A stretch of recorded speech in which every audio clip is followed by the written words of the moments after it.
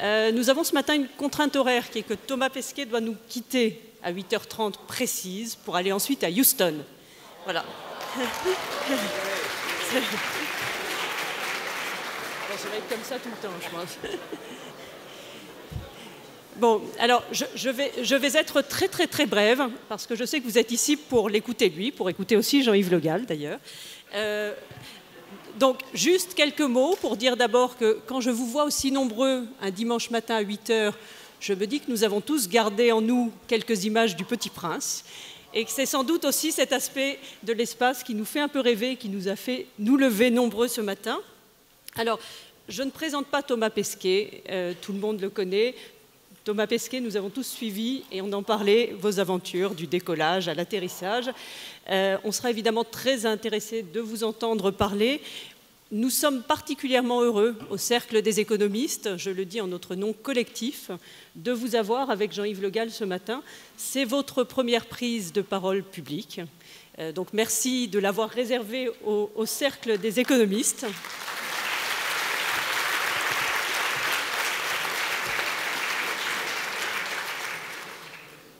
Voilà, et on va commencer d'abord par Jean-Yves Le Gall. Alors Jean-Yves Le Gall, vous êtes président du CNES. Vous êtes aussi, depuis le 1er juillet, président du Conseil de l'Agence spatiale européenne. Et vous êtes président de la Fédération internationale d'aéronautique. D'astronautique. Voilà. D'astronautique, pardon. D'astronautique. C'est un peu plus haut. Bon, voilà, je ne suis pas spécialiste du sujet, ça se voit. Merci Jean-Yves Le Gall. Donc, vous allez nous parler de conquête spatiale, des acteurs de l'espace. Et puis, Thomas Pesquet nous fera partager son expérience dans la station spatiale. Merci. Bien, merci, bonjour. Donc, merci d'abord de nous avoir invités et vous remercierez Thomas tout à l'heure pour être venu ici. Quelques mots peut-être sur l'espace en général et le contexte dans lequel s'est passé son vol. Alors, l'espace, tout le monde en parle. Quelques dates clés peut-être, la conquête de l'espace, tout le monde a vu Spoutnik, enfin tout le monde. Il y a de moins en moins de gens qui l'ont vu, mais enfin... Et je suis persuadé qu'un certain nombre d'entre nous, ceux qui n'ont pas beaucoup de cheveux et qui sont blancs, se sont levés au milieu de la nuit le 21 juillet 1969 pour voir Neil Armstrong marcher sur la Lune. Et c'était une époque assez ancienne, finalement, où il y avait 6 grands acteurs historiques, les États-Unis, l'Union soviétique, la Russie, l'Europe, la Chine, l'Inde et le Japon. Et des acteurs institutionnels, l'Europe étant numéro 2, je le rappelle, à l'initiative de la France. Aujourd'hui, on a ce que j'appelle un nouvel ordre spatial, avec en particulier de nouvelles puissances. À l'IAF, qui est un peu l'ONU du spatial, il y a 60 agences différentes, alors qu'il y a quelque temps, il n'y en avait que 6. Et la raison, c'est que le coût de l'accès à l'espace diminue. On peut faire du spatial beaucoup plus facilement aujourd'hui qu'on en faisait il y a une dizaine d'années. Il y a aussi de nouveaux venus. Je ne vais pas citer des noms que chacun connaît, mais de nouveaux venus qui viennent du monde de l'Internet, ce qu'on appelle le New Space aux États-Unis, et qui développent de nouvelles méthodes, de nouvelles applications du spatial. Et face à tout cela, eh bien, en France, au CNES, nous avons décidé d'inventer l'espace de demain, parce que l'espace, c'est important. Et l'espace de demain, c'est d'abord l'innovation, bien sûr. L'innovation avec 2 enjeux très importants dont on a parlé ici hier. Le premier, connecté. Aujourd'hui, sur 6 milliards d'êtres humains, il n'y en a que 3 milliards qui ont Internet. Et seuls les satellites permettent de connecter les 3 autres. D'observer. On parle de voitures sans chauffeur, il vaut mieux que la voiture se mette sur une route qui existe plutôt qu'une route qui n'existe pas. Et ça, les satellites permettent d'avoir un Google Maps en temps réel, actualisé en temps réel, avec bien sûr aussi l'innovation, c'est des applications, notamment le domaine de la médecine. Et Thomas a mis en place dans la station des protocoles que l'INSERM avait développés. Le deuxième enjeu, c'est le climat. On en parle beaucoup, j'aurais préféré qu'on en parle de façon plus positive, mais le président de la République hier a déclaré que le 12 décembre, il va appeler une nouvelle conférence sur le climat à Paris. Et la France mène la danse sur le climat parce qu'on a observé grâce aux satellites l'élévation de la température du globe, l'augmentation du niveau des océans. Et à la COP21, on a décidé 2 satellites, 2 vigies du climat, Merlin et Microcarbe, qui vont mesurer les émissions de gaz à effet de serre, une sorte de météo climatique. Et donc, bien sûr, ces 2 satellites seront les stars de la réunion du 12 décembre. Le troisième enjeu, l'exploration. L'exploration, c'est bien sûr Mars. Nos satellites, Mars Express en particulier, qu'on a lancé en 2003, ont démontré que Mars a été habitable. La vraie question, c'est Mars a-t-il été habité? Et c'est un peu le Graal de la conquête spatiale aujourd'hui, c'est pour ça qu'il y a autant de missions qui vont vers Mars, et peut-être un jour la mission habitée. Et pour une mission habitée vers Mars, il nous faut des astronautes de talent, des astronautes qui inspirent les jeunes, et en particulier Thomas Pesquet. Thomas est parti sur la station le 17 novembre à Baïkonour, j'y étais, il faisait moins 20. Baïkonour, c'est l'endroit du monde où il fait le plus froid et le plus chaud. Mais moins 20 le 17 novembre, et il est revenu le 2 juin, vous n'avez pas pu ne pas le voir. Emmanuel Macron était au CNES pour assister en direct à son retour, et puis on l'a récupéré quelques heures plus tard, et aujourd'hui il vient pour la première fois ici. Voilà, merci, je vous demande de l'applaudir.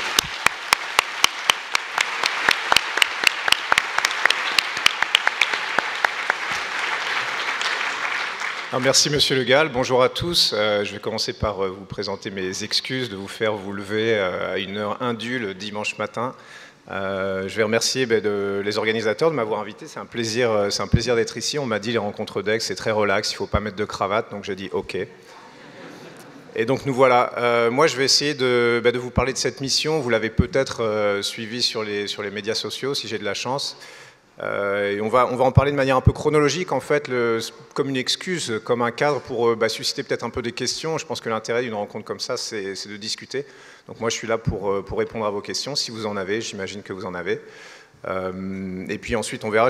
La deuxième raison pour laquelle je vous présente mes excuses, c'est qu'à peine arrivé, il faut déjà que je reparte. Comme on l'a dit, on aura une contrainte pour aller attraper un avion vers Houston. Voilà, mais donc faisons l'usage maximum du temps qu'on a et je vais arrêter de faire des introductions trop longues et rentrer dans le vif du sujet. Cette mission donc, qui s'appelle Proxima, je ne sais pas si vous aviez suivi à l'époque, mais parce que toutes les missions françaises, je ne suis pas le premier à être allé dans l'espace, je suis le premier Français qui a communiqué à ce point-là parce que j'ai eu la chance de bénéficier des nouvelles technologies dans la station spatiale, mais je suis largement pas le premier. Le 10e Français, ça a toujours été des étoiles ou des constellations. Donc on s'est décidé pour la mission Proxima. Cette mission, quelque part, pour moi, elle a commencé il y a très très longtemps, parce qu'il a fallu, en premier lieu, assembler toutes les pièces du puzzle dans mon parcours qui ont fait que le 19 mai 2009, j'ai eu la chance de faire partie des 6 astronautes sélectionnés par l'Agence spatiale européenne. Pour la première fois, et ça c'est important, mais je vais en reparler, parce que j'ai envie de parler de coopération internationale, d'Europe et de choses comme ça. Pour la première fois, c'était une sélection européenne. La manière dont ça se passait avant, c'était que chaque pays présentait ses champions, on va dire, à l'Agence spatiale européenne, qui les intégrait dans le corps des astronautes européens. Cette fois-ci, on a fait différemment. On a fait une sélection ouverte à tous les citoyens des pays membres de l'Agence spatiale européenne. Et donc, beaucoup de gens sur la ligne de départ, comme vous l'imaginez, quelques-uns sur la ligne d'arrivée. Donc moi, j'ai eu la chance de faire partie de ceux-là. Une sélection qui a duré 1 an. Ensuite, il a fallu se former, on a des parcours très divers, donc l'entraînement de base veut nous amener tous au même niveau. Il y a des médecins, il y a des ingénieurs, des scientifiques, des pilotes d'essai. Nous, c'est à peu près tout, mais aux États-Unis, il y a encore des sous-mariniers, des profils un peu spéciaux, c'est assez drôle. Donc 1 an et demi d'entraînement intense, stage de survie, il a fallu apprendre le russe, il a fallu faire beaucoup de choses, et ensuite être désigné sur la mission. Une fois qu'on est désigné sur la mission, on intègre une autre équipe, une équipe encore plus internationale, avec des collègues américains et russes essentiellement. Et là, pendant 2 ans, 2 ans et demi, on s'entraîne vraiment spécifiquement à cette mission. Qu'est-ce que ça veut dire? Ça veut dire s'entraîner sur le moyen d'accès à l'espace. Pour nous, c'était la capsule Soyouz. Donc ça, c'est un peu similaire à mon métier de pilote, de ma vie d'avant. Il a fallu se qualifier sur une machine complexe et être prêt à faire face à toutes les situations. Se qualifier sur la destination. La destination, pour nous, aujourd'hui, il n'y en a qu'une, c'est la Station spatiale internationale. Demain, il y en aura d'autres. Monsieur Le Gall a parlé de Mars, qui est l'objectif ultime. On aura sans doute des étapes pour y arriver. On parle de coopération avec nos collègues chinois aussi, et ça, on peut en discuter parce que ce sera intéressant. Peut-être qu'un jour, on verra un Européen voler vers une station chinoise, et peut-être que ce jour, il est pas si lointain. Mais pour nous, c'était la station spatiale. La station spatiale, on ne va pas faire un exposé hyper technique, je ne veux pas vous assommer à coups de chiffres, mais c'est l'objet pour moi le plus complexe qui ait jamais été réalisé de main de l'homme. Donc c'est les dimensions d'un terrain de football dans un environnement extrême. Il fait donc plus 150 degrés environ au soleil, moins 100 quand on est à l'ombre. Il faut que ce soit complètement étanche évidemment, parce qu'à l'intérieur c'est la pression d'une atmosphère, la même pression qu'au sol. À l'extérieur, le vide. Et tout ça, ça vole à 28 000 km/h autour de la Terre. Donc on a assemblé les modules de la station spatiale depuis 1998. C'est un mécano géant dans l'espace, donc c'est complètement dingue quand on prend 5 minutes pour vraiment réfléchir à ce que ça veut dire. Et donc c'est extrêmement complexe, il a fallu connaître tout ça par cœur en tant que utilisateur, parce qu'on allait y travailler, mais aussi parce qu'on allait y vivre, et puis parce que ça allait être notre vaisseau, en fait. L'analogie, elle est peut-être plus maritime qu'aéronautique. La station spatiale, c'est un gros bateau lancé autour de la Terre, et par contre, notre Soyouz, c'est une mini-capsule de sauvetage qui nous a permis de le rejoindre au milieu des flots. Voilà, donc tout ça, ça nous a amené avec cet équipage que vous voyez derrière moi sur l'écran au décollage le 17 novembre, comme l'a rappelé M. Le Gall, de Baïkonour, donc un côté un peu Far West qui est assez amusant si vous avez l'occasion d'aller à Baïkonour un jour, c'est un voyage inoubliable. 6 mois de mission, qu'est-ce qu'on y fait dans cette station spatiale? Eh bien, on y fait essentiellement de la recherche, mais pas que. Dans la station spatiale, on fait de la recherche et de l'exploration. Et ça, il faut bien le comprendre, c'est un laboratoire, oui, qui nous permet de faire des choses qui ne sont pas possibles de faire sur Terre, d'accéder à des propriétés physiques qui sont cachées, parce que sur Terre, on peut supprimer tous les paramètres, on peut changer la lumière, la composition gazeuse, la pression, le pH, on peut changer tout ce qu'on veut en laboratoire. Il y a vraiment une chose qu'on ne peut pas changer, enfin il y en a deux, on va dire, c'est le temps et c'est la gravité. Ben, nous, on peut changer au moins la gravité, enfin on peut s'en affranchir, dirons-nous, et ça nous permet d'avoir des résultats scientifiques sur lesquels j'ai essayé de communiquer, mais on peut aussi en discuter. Mais on fait aussi de l'exploration. Cette station, c'est clairement une étape sur une route au long cours de l'exploration. Ce n'est pas une fin en soi d'avoir une station spatiale, ça nous permet d'apprendre comment vivre dans l'espace à long terme. Ça fait quand même plus de 15 ans qu'on a des astronautes qui habitent la station spatiale de manière permanente, donc on a apprivoisé cette orbite basse, et ça nous permettra d'aller de plus en plus loin. Donc c'est un pas sur la route de l'exploration. En faisant ça, on fait des expériences scientifiques pour bénéficier au plus grand nombre sur Terre. Voilà, c'est ça qu'on fait. Donc notre temps se partage entre, on va dire, 50% expérience scientifique, 50% on fait de la maintenance de l'entretien de la station. Ça a l'air beaucoup, mais dans tous les laboratoires extrêmes, si on parle de navires laboratoires, si on parle de laboratoires au pôle sud, au pôle nord, dans des environnements un peu compliqués, c'est cette proportion qu'on rencontre. Parfois c'est même beaucoup plus, ou beaucoup moins de recherche, dirons-nous, en proportion. Ces activités de maintenance incluent parfois de la maintenance à l'extérieur de la station.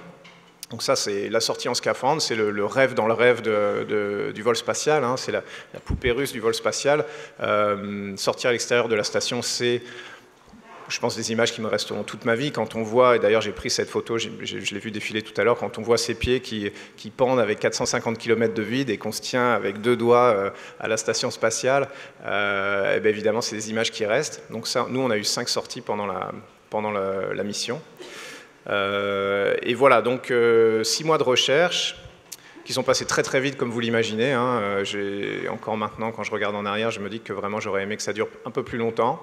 Jusqu'au 2 juin, date où il a fallu revenir sur Terre, donc en Soyouz. On est revenu à 2, petite particularité, on est parti à 3, on est revenu à 2. On a laissé derrière Peggy Whitson, une astronaute américaine, qui elle va changer d'équipage, descendre avec un autre Soyouz. Et donc la descente, c'est peut-être le deuxième grand souvenir de cette mission, parce qu'elle est, on m'avait dit, elle est très dynamique. Alors dynamique, ça veut dire beaucoup de choses. En fait, ce que ça veut dire, c'est que c'est très violent. C'est vraiment, on freine, on fait le freinage atmosphérique pour rentrer dans l'atmosphère. Ensuite, on va freiner par frottement avec notre bouclier thermique. Le Soyouz se divise en 3. Donc se divise en 3, qu'est-ce que ça veut dire quand un vaisseau spatial se divise en 3? Ça veut dire qu'il explose, en fait. C'est des boulons explosifs et on se sépare en 3 morceaux. Moi, par la fenêtre, je voyais des morceaux de notre vaisseau spatial qui partaient un peu dans tous les sens, ce qui n'est pas vraiment hyper rassurant. Ensuite, freinage atmosphérique, donc là on est vraiment écrasé par l'accélération de la pesanteur, on prend jusqu'à 4 G et demi, donc 4 fois et demi le poids de son corps, et ça quand on n'a pas senti le poids de son corps depuis 6 mois, c'est un peu difficile, donc on a le cœur qui monte à 190 et plus parfois. Aussi une chaleur qui monte dans la capsule, parce que le frottement thermique en fait va communiquer la chaleur à la capsule, on va faire fondre le bouclier thermique et on le voit, on voit des étincelles par les hublots jusqu'à ce que les hublots se carbonise, et ça c'est le véhicule qui fond. Après avoir explosé, il fond. jusqu'au moment d'ouvrir le parachute. Donc le parachute s'ouvre, on était encore sous 3G et demi, donc quand même une force assez importante. Et là, paf, c'était 20 secondes où la capsule se tourne dans tous les sens, on se cogne un peu partout. Ensuite, on est sous parachute, donc là, c'est un peu plus tranquille jusqu'à l'atterrissage. L'atterrissage que les Russes appellent atterrissage doux. Et qui est l'équivalent, enfin moi la manière dont je l'ai vécu, hein, si j'en parle à mes collègues, tout le monde confirme, c'est un accident de voiture sur l'autoroute à 130 avec quelques tonneaux. Parce qu'on a quand même laissé la marque dans le sol du sas qui est censé être vers le haut quand on se pose. Donc on a fait quelques tours, c'est prévu, c'est fait pour. Et voilà, et finalement on nous a récupérés. La mission ne s'arrête pas là. Je suis encore en train de participer à beaucoup d'expériences scientifiques, notamment en physiologie et en médecine. Les scientifiques veulent nous voir avant la mission, pendant la mission évidemment, mais aussi après pour suivre les changements sur le temps long, comme on dit. Voilà, donc c'est ça qui m'occupe en ce moment. J'avais dit que je ne parlerais pas beaucoup, j'ai déjà parlé beaucoup trop, mais je voulais peut-être replacer le contexte de tout ça, et puis maintenant vous laisser la parole. J'imagine qu'il y a des questions, moi je suis là pour y répondre, et on a le temps pour ça, me semble-t-il.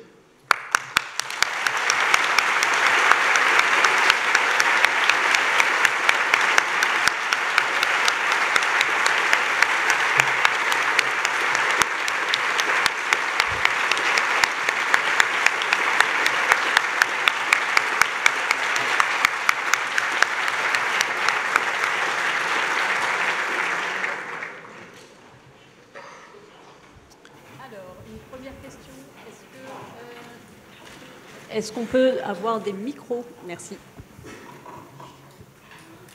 Bonjour, merci de nous avoir fait partager un petit bout de votre rêve. Quelles sont les expériences que vous avez faites là-haut qui vous semblent les plus prometteurs pour le futur? Alors, c'est une bonne question. Il faut voir que sur une mission de 6 mois, on fait à peu près, alors j'ai eu les chiffres hier, hein, donc moi j'ai fait 302 expériences, dont je crois qu'il y en a une soixantaine de l'ESA, une quinzaine strictement françaises. Nous, on a testé pas mal de choses. Moi, je pense que un thème prometteur dans la station spatiale, c'est la médecine. On peut regarder beaucoup de choses. Alors, on se sert des astronautes comme cobayes, en fait. De vivre en apesanteur, c'est l'équivalent de 10 ans de vieillissement. Alors, réversible, on m'a dit. Mais par exemple, le système cardiovasculaire, qui n'a pas à lutter contre les effets de la pesanteur, va se dégrader. Et en regardant ça précisément, on a un modèle in situ et les scientifiques peuvent suivre ça de très très près. Et nous, on a testé des nouvelles technologies pour suivre le vieillissement des artères, par exemple. On avait des expériences avec des matériaux intelligents, des surfaces intelligentes, où les bactéries ne se déposent pas. Et ça nous intéresse, nous, dans la station spatiale. Mais évidemment, il y a plein d'applications dans les milieux hospitaliers, dans les hubs de transport, des choses comme ça. On a testé des technologies d'échographie à distance pour que nous, on puisse être suivis par des médecins au sol, on en a besoin, et ça s'applique directement, par exemple, dans les déserts médicaux. On a testé des expériences de matériaux, en fait, dans la station spatiale. On peut tester les alliages de manière très très fine, parce que les matériaux ne sédimentent pas en fonction de leur masse volumique, évidemment, donc ça se mélange très finement. Les scientifiques accèdent aux propriétés fondamentales des alliages. Alors, évidemment, on ne produit pas des alliages dans la station spatiale, on ne fait pas de métallurgie, mais on peut renvoyer les résultats dans les laboratoires, et ça nous fait, il y a un projet direct d'application directe sur les ailettes de turbines de moteurs d'avion. Donc il y a un champ des possibles immense. Moi, ces expériences, celles que je vous ai citées, me parlaient bien. On a aussi beaucoup commencé à travailler sur les cellules souches dans la station spatiale. En apesanteur, en microgravité, elles ne se comportent pas de la même manière, et on avait toute une batterie d'expériences qui étaient malheureusement essentiellement américaines, mais je pense que l'ESA et le CNES ont des choses dans les tiroirs aussi, pour mieux comprendre ça et puis perfectionner nos techniques au sol. Voilà, donc il y a énormément de choses qui se passent dans la station spatiale. Si on peut retenir 2 choses vraiment, moi je dirais que c'est médecine, physiologie, là ça marche très très bien, et puis sciences des matériaux. On fait aussi de la biologie, etc.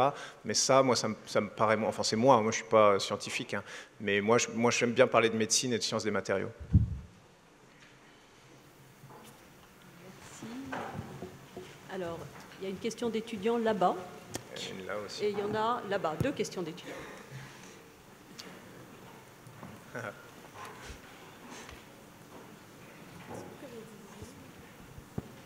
Oui, allez-y. Ah, il n'y a pas de micro du coup. Bon. C'est pas grave, il y en aura donc pour tout le monde. voilà. Non, l'autre. Celle-là d'abord. Allons-y.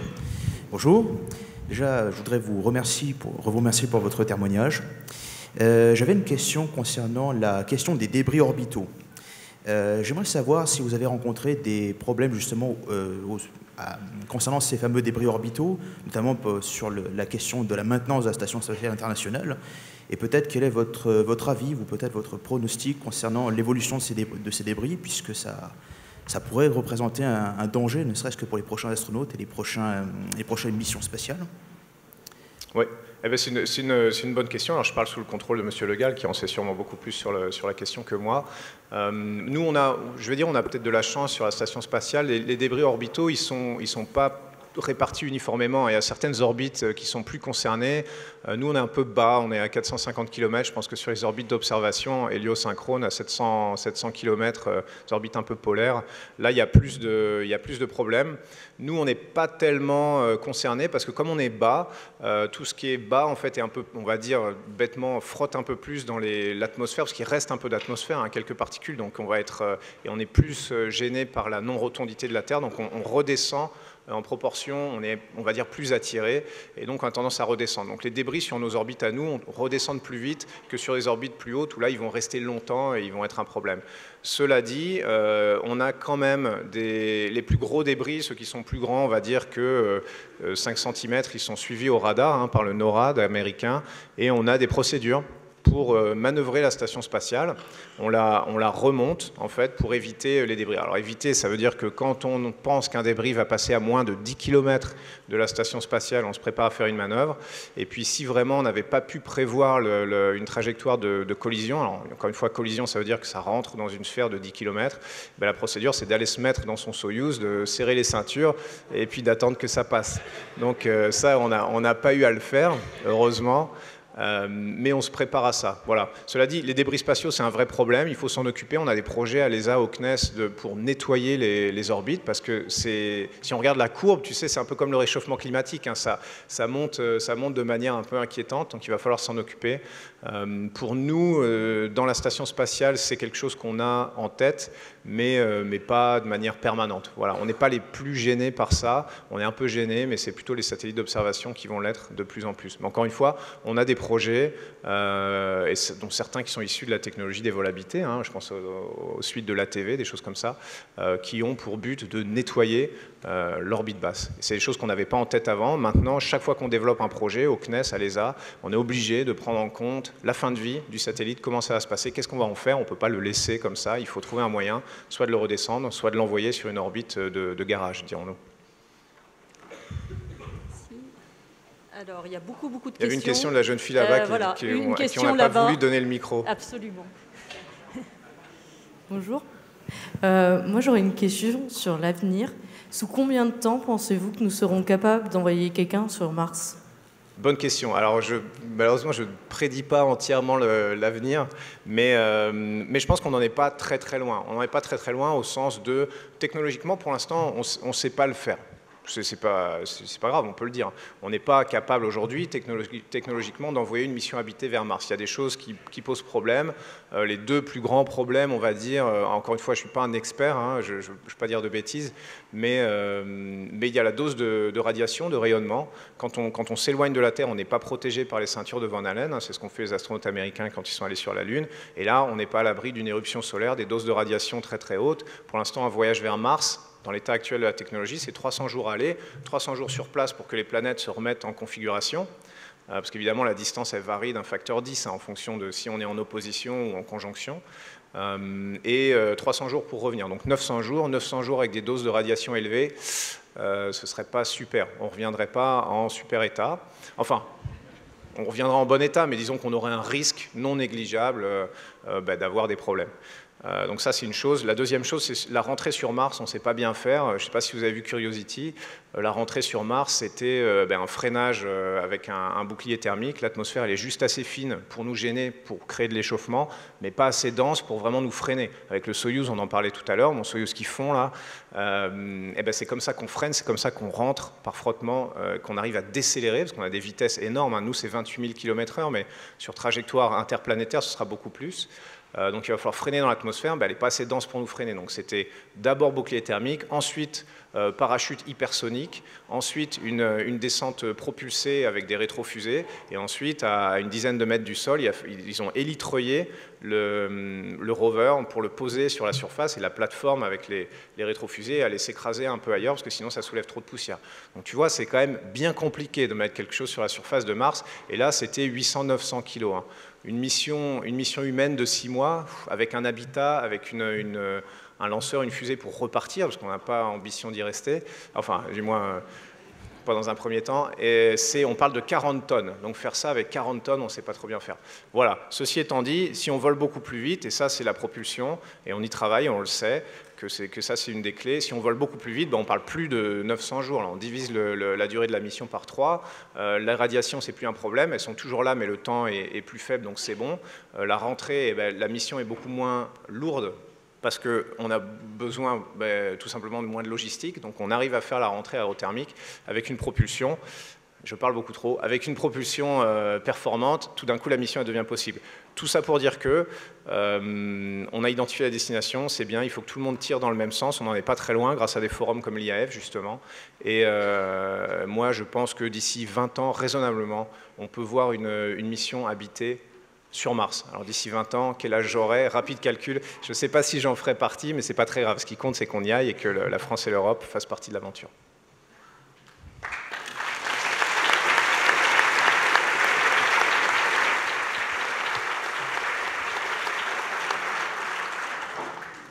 Alors, on a peut-être encore le temps pour 2 questions, oui, avec des réponses très courtes. Voilà, je promets que je vais moins parler, je suis désolé. Société Starguide, Elena, bonjour, ici. Je ne vous vois pas. Ah, tout en haut. Tout en haut? Ah ben je ne vois pas. Bon, ouais. Allez-y. Près des étoiles, Société d'astronomie récréative. Quand vous étiez sur ISS, vous nous avez envoyé de magnifiques photos de la Terre, notre petite bille bleue. Maintenant que vous êtes sur Terre et que vous regardez ce ciel étoilé, l'espace qu'il y a au-dessus de vous, qu'est-ce que ça vous évoque? Comment vous regardez ce qui nous entoure à présent, cet espace? Eh ben, c'est une très bonne question. Et c'est vrai que parfois on m'a dit mais tu prends jamais de photos vraiment d'astres, d'étoiles, etc. Mais malheureusement la station spatiale elle n'est pas faite pour ça. On n'a pas tellement de fenêtres, de hublots qui nous permettent de regarder vers le haut. On n'en a même pas du tout en fait. Au mieux on regarde sur le côté. Elle a vraiment été conçue comme une station tournée vers la Terre parce que c'est ça l'intérêt pour l'instant. Ceci étant dit, évidemment, on voit des choses magnifiques. Hein. On voit la Lune, on voit la Voie lactée. Donc ça fait réfléchir. Moi, ce que ça m'évoque, c'est qu'on est vraiment tout petit. Hein. Particulièrement pendant la croisière sur le Soyouz. Donc, on se retrouve à 450 km dans le volume d'une Fiat 500. Là, on prend un peu conscience d'à quel point on est tout petit et puis de l'arrogance que c'est quelque part d'envoyer des gens dans l'espace parce qu'on se confronte à plus grand que nous, hein, ça je peux te le dire. Donc voilà, ça fait réfléchir. Moi c'est vrai que j'ai beaucoup regardé la Terre, j'ai beaucoup parlé d'environnement, on peut en discuter, malheureusement je fais encore une réponse très très longue alors que j'ai dit que je ne le ferais pas. Donc ça m'a fait prendre conscience de la fragilité de la Terre et puis ça m'a fait prendre conscience aussi d'à quel point on est minuscule. Dès que tu te tournes vers le cosmos, tu peux pas t'empêcher de te dire qu'on est vraiment ridicule. Voilà. Alors ça ne veut pas dire qu'on n'a pas des choses à faire, hein, mais c'est ça que ça m'évoque. Voilà. Merci. Alors là, soit on n'a plus le temps. Encore une. Une ou deux. Là. C'est l'astronaute qui décide, moi je dis. Allez, encore une question. Là. Bonjour, Thomas, ici. Là. Flavien Charvet, enchanté. Je suis étudiant entrepreneur. Je vous remercie d'être là avec nous ce soir. Ce soir. Pour moi, c'est encore le soir. Voilà, je suis entrepreneur, je dors pas beaucoup. Vous m'excuserez. J'ai une petite question plus personnelle. J'organise un gros événement qui aura lieu en octobre, dont le thème d'inspiration. Un entrepreneur, c'est comme ça. On se parle toujours de ses affaires. Dont le thème d'inspiration sera l'espace. Est-ce que vous voudriez être parrain? Je peux pas répondre à ça aujourd'hui. Tu sais, il y a beaucoup de demandes. Il faut faire passer par l'Agence spatiale européenne ou par le CNES. Moi, je trouve ça super. J'ai plein de bons sentiments, mais tu comprends, je peux pas tout faire. Il y a beaucoup de demandes. Mais bien, c'est bien. Tu as au moins le courage de te lever devant tout le monde et de demander. Ça change des autres demandes. Elle est ici, celle-ci. Tu as des points. Ça te fait des points déjà.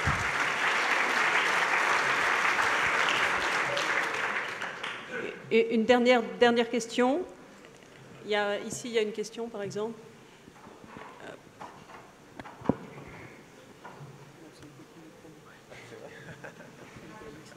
Bonjour, Catherine Oulès.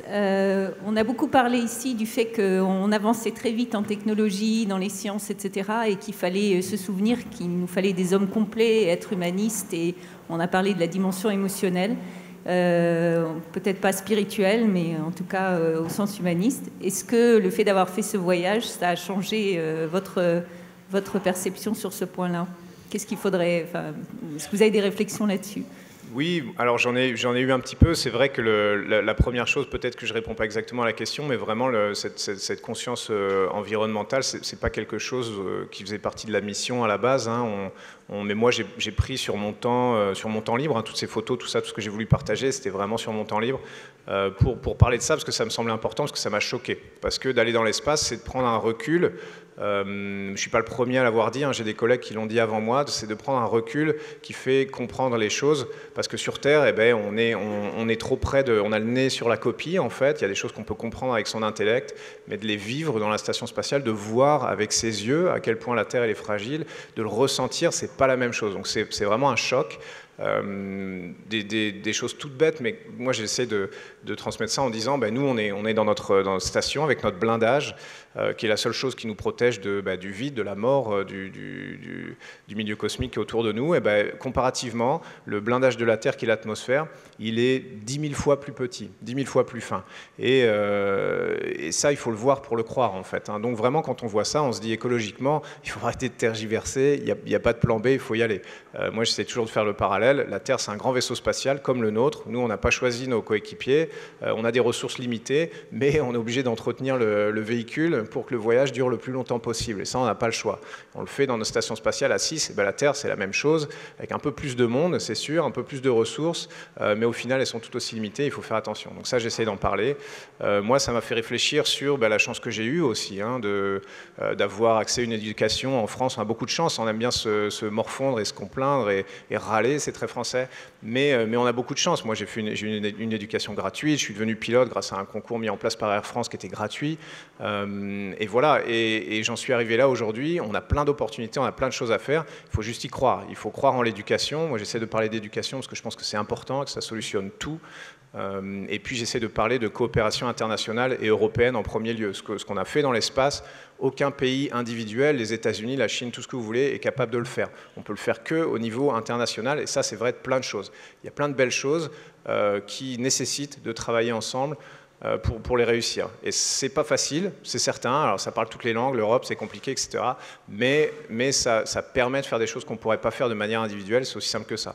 Donc moi, je veux vraiment, et peut-être qu'on peut faire une conclusion là-dessus, et j'ai essayé de parler de ça, j'ai essayé de parler de science, de recherche, d'éducation. Ça c'est mon premier point. D'environnement, c'est le deuxième, et peut-être de coopération internationale, c'est le troisième. Si j'arrive à faire passer ces trois messages-là, eh bien, quelque part, la mission, elle aura été réussie.